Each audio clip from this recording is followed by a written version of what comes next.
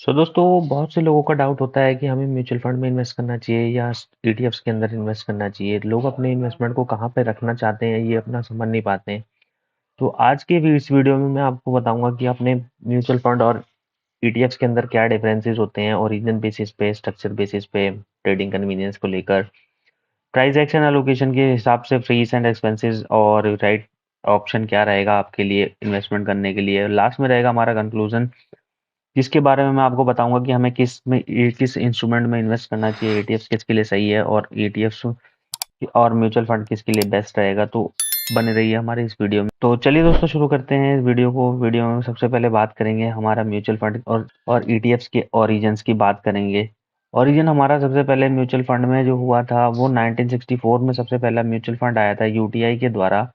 और यूटीआई में 1964 की एक स्कीम थी जिसकी वजह से ईटीएफ आया हुआ था, म्यूचुअल फंड इन्वेस्ट इंट्रोड्यूस किया गया था। इसमें अंदर पैसे लोगों के लगते हैं, जैसे लोग इसमें अपना थोड़ा थोड़ा पैसा इकट्ठा करते हैं तो एक कंपनी होती है जो कि म्यूचुअल फंड को मैनेज करती है, उसको म्यूचुअल फंड मैनेजर भी कहते हैं, जो कि अपने अपने एक स्किल्ड प्रोफेशनल रख के एक प्रोफेशनल हायर करके भी इन्वेस्टमेंट रिसीव्ड होती है उन सबको वो शेयर्स और एलोकेशन जिस भी तरह का वो म्यूचुअल फंड है उस तरीके या शेयर्स को परचेज या सेल और परचेज करता है, और उसके बाद वो उससे पैसे से अच्छे से अच्छा जो भी रिटर्न निकल के आता है वो आपको प्रोवाइड कराया जाता है। तो ये होता है म्यूचुअल फंड।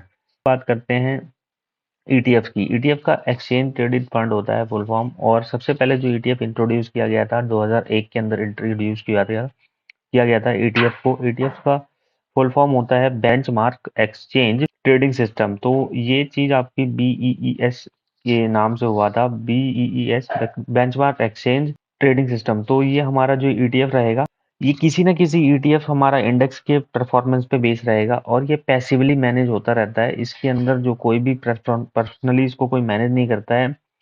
ये जो भी ईटीएफ्स होते हैं वो किसी न किसी इंडेक्स या अंडरलाइन के ऊपर बेस्ड होते हैं, जिन्हें मैनेज करने की कोई आवश्यकता नहीं होती है। तो इसके अंदर अलग बेनिफिट्स होते हैं और उसके अंदर अलग बेनिफिट्स होते हैं। अब दोस्तों बात कर लेते हैं इसमें स्ट्रक्चर कैसा रहता है म्यूचुअल फंड का। म्यूचुअल फंड जो होता है, म्यूचुअल फंड अपने में आज़ादी होती है म्यूचुअल फंड मैनेजर को कि वो अपने किसी भी हिसाब से जो कि उसको फंड रहता है, जैसे स्मॉल कैप म्यूचुअल फंड है तो स्मॉल कैप में वो इन्वेस्ट करेगा, मिड कैप म्यूचुअल फंड है तो मिड कैप में इन्वेस्ट करेगा, और multi cap flexi cap mutual fund है तो वो फ्लेक्सी कैप में करेगा। मल्टी लेवल इन्वेस्टमेंट वो कर सकता है, कुछ लार्ज कैप में, कुछ स्मॉल कैप में, कुछ मिड कैप में, कुछ माइक्रो कैप में। तो ये डिपेंड करता है ऑलमोस्ट फुल फ्लैज अपना मैनेजर्स के ऊपर कि जिस वेटेज में जिस क्राइटेरिया के हिसाब से उसको एलोकेशन मिली हुई है उस हिसाब से वो उस फंड को एलोकेट करता है। और इन दैट केस ये आपको हाईएस्ट रिटर्न बना के देते हैं और उसके लिए कुछ फीस चार्ज करते हैं, वो उनका चार्जेस में हम आगे पढ़ेंगे। ईटीएफ्स के अंदर क्या रहता है, ईटीएफ्स एक अपने बेंचमार्क को फॉलो कर रहा होता है और ये एक्सचेंज ट्रेडेड फंड होता है। बेंचमार्क में एक इंडेक्स होना जरूरी होता है, उसके ऊपर ही ये लाइन करता रहता है। जैसे जैसे इंडेक्स मूव करेगा उस हिसाब से इसकी परफॉर्मेंस निकलती जाएगी। जैसे निफ्टी 50 का जो ईटीएफ है वो निफ्टी 20 जो निफ्टी 50 के ईटीएफ्स पे आधारित है, और ये अपने निफ्टी 50 के एलोकेशन के हिसाब से इसमें फंड को एलोकेट कर दिया जाता है। और जैसे निफ्टी का रिटर्न आता है सेम टू सेम वैसे निफ्टी 20 का भी रिटर्न उसी के साथ ही आदाय करता है। अब दोस्तों बात कर लेते हैं ट्रेडिंग कन्वीनियंस की। ट्रेडिंग कन्वीनियंस हमको ईटीएफ्स के अंदर ज़्यादा बेटर दिखाई देती है, क्योंकि ईटीएफ्स के अंदर आपको लाइव परफॉर्मेंस मिलती है। मार्केट के अंदर ये ट्रेड होते हुए मिलते हैं। म्यूचुअल फंड को आपको ट्रेड करने के लिए लाइव ट्रेड नहीं कर पाएंगे, इसमें लाइव ट्रेडिंग पॉसिबल नहीं हो पाएगी। इन्वेस्टमेंट बेसिस में आपको इन्वेस्टमेंट करना पड़ेगा, और इसके अंदर जो आपका प्राइस जो रहेगा वो आपका डिटरमाइन करने के लिए आपको म्यूचुअल फंड के मैनेजर के थ्रू ही आपको एनएवी डिसाइड होगी। वो डिपेंड करता है कि आपको किस तरीके से आपने ऑर्डर लगाया हुआ है। अगर आपने ऑर्डर 3 बजे से पहले लगाया हुआ है तो सेम डे की एनएवी जो होगी आपको अलॉट हो जाएगी, और अगर आपने 3 बजे के बाद ऑर्डर लगाया हुआ है तो अगले दिन की एनएवी, नेट एसेट वैल्यू, आपको लोकेट होगी, जो कि डिपेंड करता है मार्केट कंडीशन पे। अगर मार्केट गिरी हुई है तो आपको एनएवी थोड़ी सी लो मिलेगी, और अगर बढ़ी हुई है तो एनएवी थोड़ी सी बढ़ के मिलेगी। तो ये डिपेंड करता है आपकी सिचुएशन पे, मार्केट कैसा मूव कर रही है। अगर मार्केट ने अपसाइड का मोमेंटम दे दिया और आपने म्यूचुअल फंड का यूनिट खरीदने के लिए डाला हुआ है तो आपको ऊपर के प्राइस पे एलोकेट हो सकता है। इसके अंदर प्राइस की ट्रांसपेरेंसी नहीं रहती है, प्राइस इसके अंदर आपको कुछ भी एलोकेट हो सकता है। और म्यूचुअल फंड को आप ट्रेड ट्रेड भी नहीं कर पाएंगे। आपने सोचा कि अगर मैं एक दिन में खरीदूं और एक दिन बेच दूं तो ये नहीं कर पाएंगे फैसिलिटी। इस चीज़ के लिए आपको एटीएफ्स में कन्वर्ट करना पड़ेगा। ईटीएफ्स के अंदर आपको ये फ्रीडम मिलती है कि आप इसको सेम टाइम पे खरीद सकते हैं और सेम टाइम पे बेच भी सकते हैं। जैसे इसके अंदर आपको अपॉर्चुनिटी लगती है कि आपको एक ईटीएफ कोई गिरा हुआ प्राइस पे मिल रहा है, तो देन आप उसको आज परचेज करिए और उसको कल बेच दीजिए, या उसी दिन भी बेच सकते हैं अगर आपको प्राइस अच्छा दिख रहा है तो इसके अंदर इंट्राडे करने की भी फैसिलिटी आप अवेल कर सकते हैं। इसमें फ़ायदा हमारे को ये रहता है कि हमारा लाइव प्राइस का मोमेंटम आप अपने ब्रोकर के पैनल पे देख सकते हैं, तो इससे आप ट्रेड करने में भी आसानी रहती है। अब बात कर लेते हैं प्राइस एलोकेशन कैसे होता है। प्राइस एलोकेशन के लिए हमारे पास ईटीएफ्स के अंदर तो पूरी ट्रांसपेरेंसी बनी रहती है, जैसे मैंने अभी बताया था। ट्रांसपेरेंसी पूरी इस तरीके से बनी रहती है क्योंकि उसका लाइव मार्केट में प्राइस का मोमेंटम होता रहता है। जैसे जैसे इंडेक्स मूव करता है वैसे ऊपर या नीचे उसका प्राइस भी ईटीएफ का साथ भी मोमेंटम होता रहता है। तो आपको वो प्राइस आपको जो भी पसंद आता है तो आप उस पर ऑर्डर लगा सकते हैं, लिमिट ऑर्डर लगा के अपना ऑर्डर ले सकते हैं। तो इसमें रियल टाइम प्राइस ट्रेड कर रहा होता है, तो ये आपके लिए बेनिफिट हो जाता है कि आप कोई भी प्राइस पे मन चाहे प्राइस पे आप उसको परचेज कर सकते हैं और सेल भी अपने मन चाहे प्राइस पे कर सकते हैं।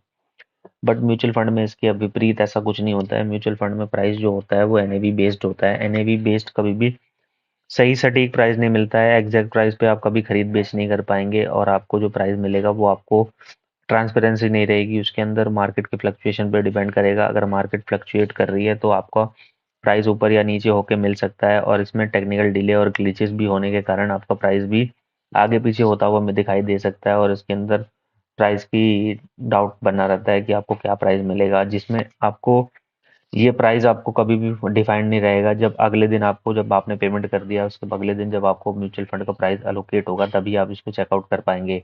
और इसको अगर आप सेल करने जाते हैं तो आपको ये सेल भी नहीं कर पाएंगे, क्योंकि इसमें म्यूचुअल फंड आने में आपको अभी टाइम भी लगता है। इसके अंदर आपको आपके अकाउंट में आने में उसको थोड़ा सा टाइम लगता है, तो ये भी आपका एक डिमेरिट रहती है। म्यूचुअल फंड के अंदर एलोकेट नहीं हो पाते हैं।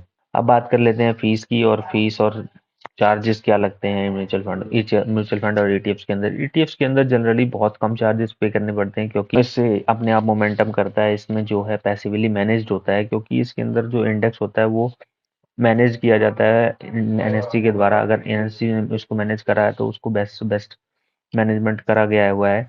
ऑलमोस्ट तो इंडेक्स के अंदर मोमेंटम ऐसा होता है कि जो भी मूवमेंट इंडेक्स करेगा वो सेम रेप्लिकेट होगा ईटीएफ के अंदर, तो इसमें कोई भी गलती होने के चांसेस नहीं रहते हैं। इसीलिए इसकी लोअर फीस ऑफ मैनेजमेंट रहती है, पैसिवली मैनेज होता है, सिंपल होता है ये ट्रैक करना इसको, क्योंकि इसमें एक इंडेक्स होता है अंडरलाइन के ऊपर ये मूव कर रहा होता है। म्यूचुअल फंड में दूसरी तरफ इसको एक्टिवली मैनेज किया जाता है म्यूचुअल फंड मैनेजर द्वारा। अगर मैनेजर इसमें चाहे तो ऊपर या नीचे कर सकता है। जिस फंड में उसको एलोकेट करना है तो उसके फंड के हिसाब से वो अपने फंड्स को यूज कर सकता है। जैसे लार्ज कैप में अगर वो चाहे तो अपने लार्ज कैप में किसी और लार्ज कैप में पोजीशन बढ़ा सकता है जिसमें उसको अपॉर्चुनिटी लगती है। तो इसके अंदर जो मैनेजमेंट रहता है वो मैनेजर्स के हाथ में रहता है, तो इसीलिए इसको एक्टिव मैनेज करने वाला जो मैनेजर होता है वो एक फीस चार्ज करता है, वो कि आपके ईटीएफ के कंपैरिजन में थोड़ी सी ज़्यादा हो सकती है। और ये वेरी करता है कि आपने किस तरीके का म्यूचुअल फंड खरीदा हुआ है, उस तरीके के ये फीस आपको चार्ज की जाती है। जनरली ईटीएफ की फीस जो होती है वो लो होती है, और म्यूचुअल फंड की फीस जो होती है थोड़ी सी ज़्यादा होती है। और ईटीएफ के जो चार्जेस होते हैं वो ऑलमोस्ट पूरे एकदम स्टॉक की तरह का चार्ज किए जाते हैं। म्यूचुअल फंड में आपको जो है एग्जिट लोड, एंट्री लोड और ये सब चार्जेस आपको देने पड़ते हैं, जो कि आपके आफ्टर टैक्स उसके ऊपर भी टैक्सेशन काउंट किया जाता है, जो कि एसटीसीजी और एलटीसीजी के हिसाब से काउंट किया जाएगा। अब बात कर लेते हैं ईटीएफ्स किसके लिए बेस्ट रहेगा और म्यूचुअल फंड किसके लिए बेस्ट रहेगा। ईटीएफ्स जो रहते हैं हमारा उन लोगों के लिए बेस्ट है जो थोड़ा बहुत मार्केट में देखना चाहते हैं, मोमेंटम को ट्रैक करना चाहते हैं, और एक पैसिवली इन्वेस्टमेंट नहीं करना चाहते हैं, एक्टिवली काम करना चाहते हैं, मार्केट को देखते रहना चाहते हैं। थोड़ा बहुत एक्टिव एक्सपीरियंस भी है उनको, एक्टिव ट्रेडर हैं, एंट्री एग्जिट अच्छी तरह से समझते हैं कुछ ना कुछ, तो उसके अंदर वो एंट्री और एग्जिट मार्केट के गिरे हुए लेवल पे लेना पसंद करते हैं। और मार्केट में जैसे गिरावट होती है तब वो कुछ यूनिट्स खरीद लेते हैं, और यूनिट्स अच्छी बढ़ने के बाद जैसे ही प्राइस बढ़ता है उनका, तो देन वो उसको सेल आउट करके उसमें से प्रॉफिट बुक कर लेते हैं। तो इस तरीके से उनका रिटर्न्स जो है थोड़े से एनहेंस हो जाते हैं।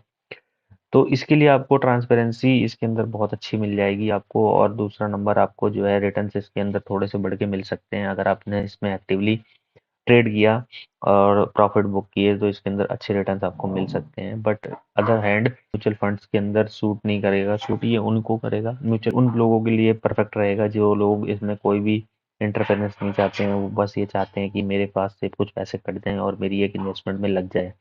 तो ये उनके लिए एक बेस्ट अपॉर्चुनिटी रहेगी कि आप म्यूचुअल फंड के थ्रू जाएँ, और जिनको नॉलेज नहीं है, जो थोड़ा-सा काम इसमें नहीं करना चाहते और अपने अपने जो फ़ोकस अपना वर्क पे रखना चाहते हैं, उनके लिए ये बेस्ट ऑप्शन रहेगा म्यूचुअल फंड। क्योंकि इसके अंदर जो सेफ्टी रहती है वो म्यूचुअल फंड एक्टिवली मैनेज कर रहा होता है, पैसिवली प्रोफेशनल्स के थ्रू मैनेज होता है, तो इसमें अंदर आपकी सेफ्टी बनी रहती है और आपको कुछ करने की ज़रूरत नहीं रहती है। उसमें आपको थोड़ा-सा आपकी फ़ीस जो होती है वो बढ़ जाती है, फ़ीस आप पे करते हैं, तो जिसकी वज़ह से आपका जो है म्यूचुअल फंड सेफेस्ट हैंड्स में रहता है।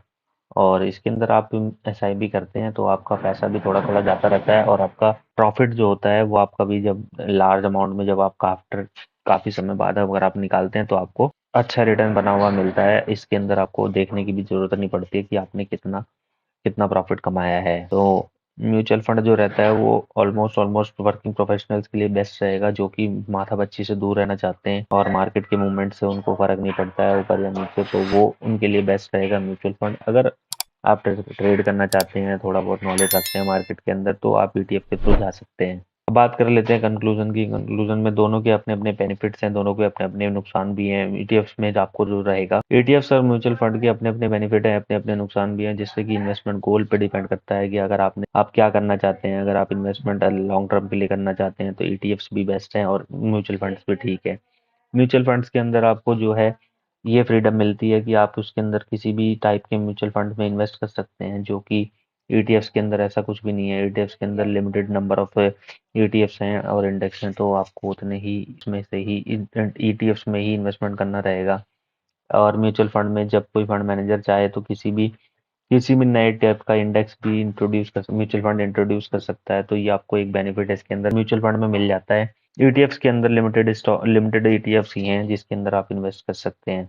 तीसरा दूसरा आपको जो है इसके अंदर रिस्क कोई भी मैनेज नहीं कर रहा होता है, और उसमें अगर इंडेक्स नीचे गिरता जाता है तो आपको मोमेंटम जो रहेगा वो आपका लॉस में दिखाता रहेगा। और इसके अंदर म्यूचुअल फंड में ऐसा नहीं होता। जब आपका रिस्क को मिटिगेट करने के लिए एक्टिवली उसको मैनेज कर लिया जाता है और अपने रिस्की एसेट्स को वो कट ऑफ कर लेते हैं और उसको आउट करके न्यूली उसमें न्यू स्टॉक्स ऐड कर देते हैं, जिसकी वजह से रिटर्न्स जो रहते हैं वो आपके स्टेबल बने रहते हैं।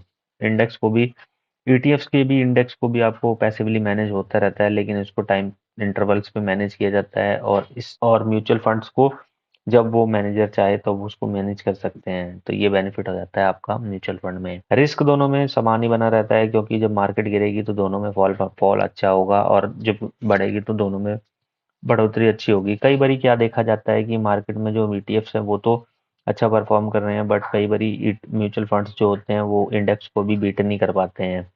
तो ईटीएफ्स के अंदर म्यूचुअल फंड में अच्छा फंड मैनेजर चुनना बहुत बहुत समझदारी का काम है, इसीलिए आपको ये म्यूचुअल फंड बहुत ही ध्यानपूर्वक समझना रहेगा कि आप किस म्यूचुअल फंड में इन्वेस्ट कर रहे हैं। तीसरा पॉइंट रहेगा हमारा जो है चार्जेस का। अगर आपने ज़्यादा चार्जेस वाले म्यूचुअल फंड में इन्वेस्टमेंट कर दिया तो आपका जो है ऑलमोस्ट 1 से 2% के आसपास जो आपका म्यूचुअल फंड का इन्वेस्टमेंट रहेगा वो आपका कुछ फीस एंड चार्जेस में ही चला जाएगा, जिससे आपके कैपिटल पे काफ़ी तो इम्पैक्ट पड़ सकता है। तो आपको ये चीज़ का बहुत ध्यान रखना पड़ेगा। वहीं दूसरी तरफ ईटीएफ्स के अंदर जो आपका इन्वेस्टमेंट रहता है वो उसके अंदर पैसिवली मैनेज होता है, तो इसमें कुछ खास ज़्यादा चार्जेस होते नहीं है। तो इसीलिए आपका इसमें अंदर इन्वेस्टमेंट करेंगे तो आपका ईटीएफ्स में थ्रू इन्वेस्टमेंट आपका रहेगा, तो ज़्यादा आपको चार्जेस की चिंता करने की ज़रूरत नहीं हो जाती है। और म्यूचुअल फंड्स के अंदर बात की जाए तो लॉक इन पीरियड भी होता है। लॉक इन पीरियड से पहले अगर आप म्यूचुअल फंड को रिडीम कर लेते हैं तो आपका उस पे एक एग्जिट लोड भी चार्ज किया जाता है, तो जो कि थोड़ा-सा चार्जेस ज़्यादा पे करने रहेंगे, तो आपके रिटर्न्स उसमें कुछ खास बनने की उम्मीद नहीं है जब तक आप टाइम पीरियड पूरा नहीं कर रहे हैं। तो इसके अंदर आपका ये एक डीमेरिट भी दिखाई देती है। वहीं दूसरी तरफ ईटीएफ्स के अंदर नहीं है, कोई टाइम पीरियड नहीं है। जब आप एंट्री करना चाहें तब आप एंट्री कर सकते हैं, जब आप एग्जिट करना चाहें तब एग्जिट कर सकते हैं। तो दोस्तों ये था हमारा ईटीएफ्स और म्यूचुअल फंड का इन्वेस्टमेंट की कंपैरिजन। अगर आपको वीडियो पसंद आया हो तो वीडियो को लाइक, शेयर और सब्सक्राइब जरूर करें।